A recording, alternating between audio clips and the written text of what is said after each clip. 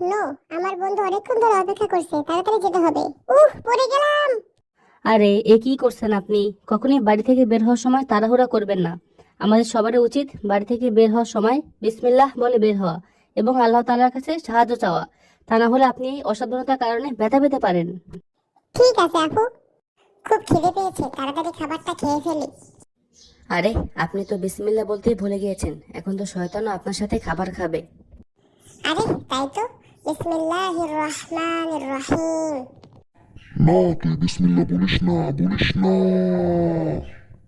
হ্যাঁ, আমাদের সবারই উচিত বিসমিল্লাহ বলে খাবার খাওয়া। তা না হলে শয়তানটিও খাবারটি খেয়ে ফেলে। দেখ, সামনে আমার পরীক্ষা, কোনো পড়াই মুখস্থ হচ্ছে না, কি যে করি। কোনো টেনশন করবেন না ভাই। সবসময় পড়তে বসার আগে বিসমিল্লাহ বলবেন এবং আল্লাহর কাছে সাহায্য চাবেন। এবং একটি দোয়া আছে, এই দোয়াটি বলে সবসময় পড়াশোনা করবেন। দোয়াটি হচ্ছে রব্বি জিদনি ইলমা। দেখবেন আপনার পড়া খুব তাড়াতাড়ি মুখস্থ হবে। অনেক ধন্যবাদ আপু। খুব ঘুম পেল, যাই তাড়াতাড়ি গিয়ে ঘুমিয়ে পড়ি। দাঁড়ান ভাই, আপনি কি জানেন ঘুমানোর আগে আমাদের কি করা উচিত? না আপু, আমি তো জানি না, তুমি একটু বলে দেবে?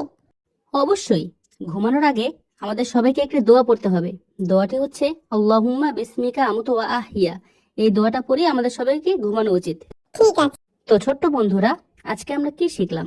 আমাদের দৈনন্দিন জীবনের প্রতিটি কাজের শুরুতে আমাদের বিসমিল্লাহির রহমানির রহিম বলা উচিত এবং যেসব কাজের জন্য দোয়া রয়েছে, দোয়াগুলো পড়ে আমাদের কাজগুলো করা উচিত।